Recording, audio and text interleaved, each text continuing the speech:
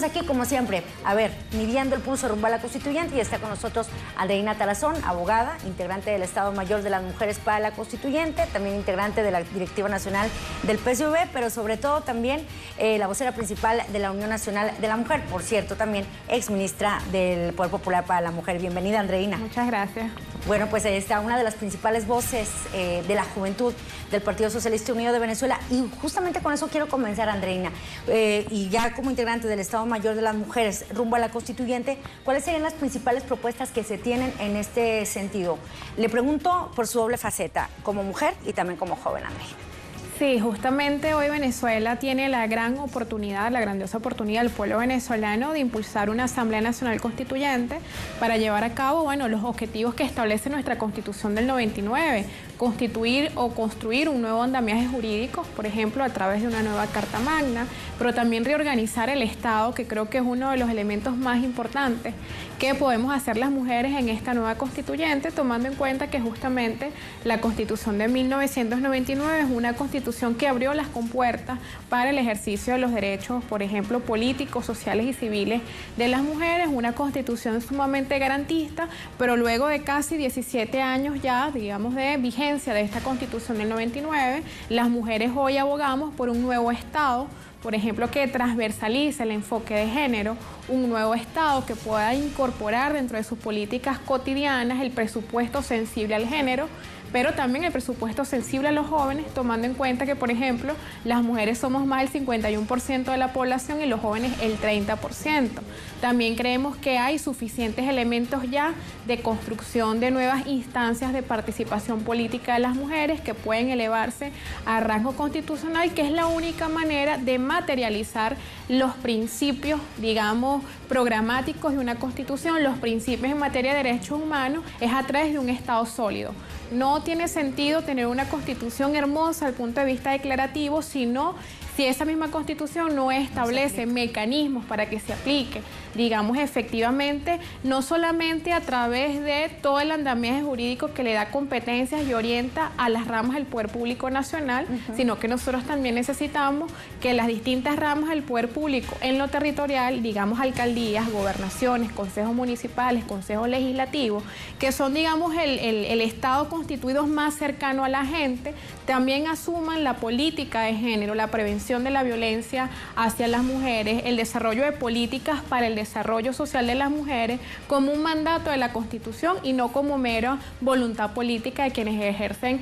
digamos, en este caso, funciones públicas. ¿Cómo precisamente se va a garantizar mediante este constituyente este acercamiento de las autoridades o de la dirigencia hacia la gente, precisamente hacia la población y especialmente a los jóvenes, Andreina, que han sido un sector que ha enfrentado de una manera muy especial la guerra económica, ¿no?, que enfrenta Venezuela? Muchos de ellos también tenemos jóvenes que han tenido que emigrar, ¿no? Argumentan que no tienen las oportunidades aquí. ¿Cómo llegarles a ellos y cómo va a contribuir la constituyente precisamente a que estos jóvenes tengan oportunidades que en este momento, por ejemplo, a muchos de ellos los obligan a irse del país? Sí, una de las principales herramientas que nos va a dar la constituyente es justamente blindar y consolidar un sistema político que sea estable y que pueda permitir cumplir con ese objetivo estratégico, como es desarrollar, digamos, dinámicas y tomar decisiones en lo económico para que Venezuela sea una Venezuela potencia en lo económico. Por ejemplo, recientemente veíamos noticias referidas al G20 y noticias referidas al hecho económico a nivel mundial, y podemos ver que países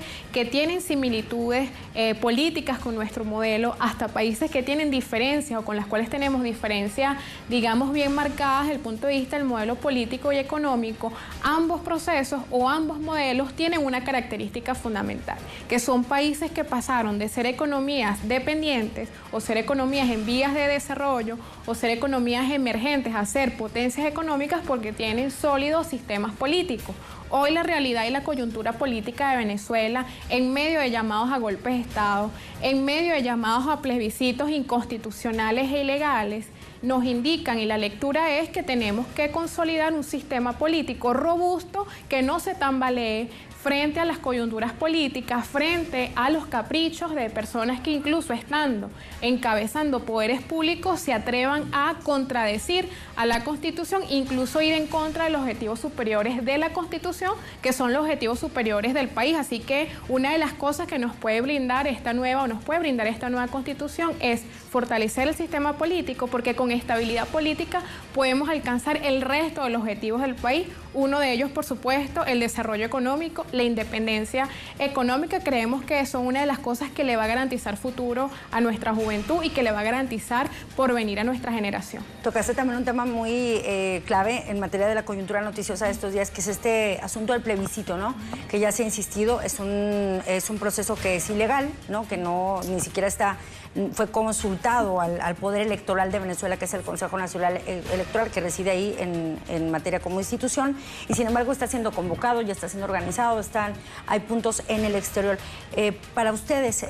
sobre todo como integrante y como una vocera del PSV, ¿cómo están considerando este plebiscito? ¿Lo consideran un desafío? ¿Creen que va a fracasar? ¿Qué creen que ocurra con una situación así o como una consulta popular, como le está mal llamando la oposición? Sí. Primero, es un llamado muy irresponsable, muy peligroso y que habla de mucha inmadurez política en cabeza de la oposición venezolana, porque incluso no es posible que en pleno siglo XXI,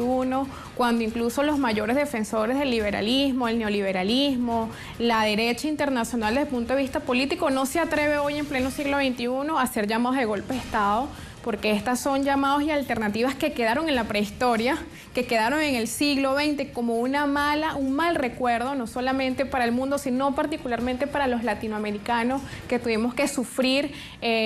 digamos, lo que fueron dictaduras a partir de golpes de Estado, cuántos desaparecidos, cuántos muertos, y parece increíble que hoy voceros de la derecha liberal venezolana sigan hablando de salidas con golpes de Estado, sigan hablando de salidas militares y peor aún que se atrevan a retar a la institucionalidad en Venezuela. Esto no se cree. ¿En qué país del mundo una oposición supuestamente seria llama a un plebiscito, unas elecciones, sin que participe el órgano rector, ese mismo órgano rector que, por ejemplo, le dio la mayoría a la Asamblea Nacional en el año 2015 cuando ganaron las elecciones al Parlamento Nacional, ese mismo Consejo Nacional Electoral que dio ganador al gobernador de Miranda, al gobernador de Lara, al gobernador de Amazonas, que es opositor, ese mismo Consejo Nacional Electoral que, digamos, en el año 2007 anunció aquella pérdida por parte de la revolución de la reforma constitucional, ese mismo Consejo Nacional Electoral que ha sido auditado miles de veces y que ha contado con acompañamiento internacional. Entonces es un llamado irresponsable,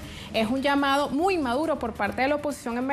venezolana y además muy peligroso, porque estarían en este caso entonces usurpando funciones del Estado, estarían llamando a un referéndum, a un plebiscito que no tiene otro objetivo sino de engañar aparte del pueblo opositor y sobre todo seguir, digamos, abonando el camino para la desestabilización en Venezuela, que para mí tiene un objetivo muy importante. En este momento, frente a una coyuntura económica compleja como la que vive Venezuela, lo que menos necesita nuestro país es guerra, lo que menos necesita nuestro país es desestabilización, porque incluso tiene efectos internacionales en materia de inversión extranjera. Venezuela hoy necesita inversión internacional porque estamos atravesando por una coyuntura compleja producto de que se han derribado los precios del barril de petróleo. Ahora, ¿quién quiere invertir en un país que tiene desestabilización política? ¿Quién quiere invertir en un país en guerra? Y bueno, justamente la estrategia de la oposición en este momento es restarle tiempo y gobernabilidad económica al gobierno del presidente Nicolás Maduro a merced de que miles de personas o millones de personas en Venezuela, quizás producto de la situación política en los últimos 80, 100 días, han tenido que ver mermada, por ejemplo, su posibilidad de acceder a alimentos, han tenido que observar cómo se han quemado prácticamente más de 80 toneladas de alimentos. Entonces, no es un secreto para nadie que en este momento el juego de la oposición es restarle tiempo político al gobierno nacional para restarle gobernabilidad en lo económico. Es que nosotros lleguemos al año 2018 sin resolver la situación económica. Es decir, quieren tomar el poder sobre las ruinas del país, quieren tomar el poder a merced de que la situación económica se profundice. Entonces creemos que en este sentido, digamos, el llamado o lo mejor que podemos hacer los venezolanos es apostar a la paz y a la estabilidad. Y a la audiencia internacional, nada más por último, Andreina, que igual no pueden ver o no han visto, o para algún público que todavía no haya dimensionado, ¿no?, la urgencia y la importancia que tiene una Asamblea Nacional Constituyente en este contexto y frente a este asedio, ¿qué mensaje también le daría en este sentido cuando faltan ya 23 días para este proceso histórico? Sí, hoy Venezuela y nuestro país está en una encrucijada. O volvemos a los tristes escenarios fratricidas que durante el siglo XX también le dejó muchas heridas a Latinoamérica, o nosotros optamos por la guerra civil u optamos por el desarrollo, por la estabilidad política y por la democracia. Hoy la opción de los bolivarianos y de las bolivarianas ha sido, por supuesto, que la opción de la democracia, de la estabilidad y sobre todo la opción de la paz. En pleno siglo XXI creemos nosotros que es posible resolver las diferencias pacíficamente con el adversario político. Nosotros no asumimos de manera personal la crítica o la diferencia política porque las socialistas y los socialistas, a diferencia del fascismo, no creemos en la eliminación del enemigo, no creemos en el asesinato hacia quien piensa distinto a nosotros, creemos en la democracia y por eso la democracia venezolana se ha dado elecciones, se ha dado organismos y se ha dado instancias gubernamentales que hoy, por ejemplo, han garantizado que haya un cronograma electoral para la constituyente y para las elecciones regionales. No podemos dejar de resaltar que es una excusa de la oposición que se fueron a la calle a desestabilizar, a desarrollar actos de violencia, a quemar vivas a personas, que es un hecho fascista súper repudiable, supuestamente porque no había un cronograma electoral, más cuando hay una ley que desde 1960, a mediados del siglo XXI, establece que como todo partido en el mundo, para poder, digamos, estar legalmente inscrito ante el Consejo Nacional Electoral, tiene que tener al menos el 1% del apoyo de la población. Estamos en ese proceso, ya hay elecciones, allá hay cronograma, elecciones regionales y aún siguen en la calle, siguen llamando al golpe de Estado. Significa que la agenda de la oposición nunca ha sido la democracia, nunca ha sido medirse en unas elecciones ni regionales, ni presidenciales, ni de manera, digamos, en el caso de la constituyente, sino que es una agenda para, insisto, restar gobernabilidad y hacerse con el poder político de una manera que les permita borrar, no solamente la faz de la tierra, sino borrar de la geografía venezolana al chavismo como opción política, porque hay que decir que hoy, en medio de coyunturas, el chavismo sigue siendo opción política para parte importante del pueblo venezolano y vamos a seguir siendo opción política para los próximos años, y por eso es que la oposición hoy apela al golpe y al fascismo, a la eliminación del otro. Y ustedes ya listos para este proceso entonces, a 3 semanas. Así es. Bueno, pues ahí está. Enhorabuena por haber estado con nosotros y buena suerte entonces en las campañas. Gracias. Hasta luego, Andreina Tarazón. Gracias por haber estado con nosotros. Y antes de irnos, como siempre, también la pregunta del día para ver sus respuestas.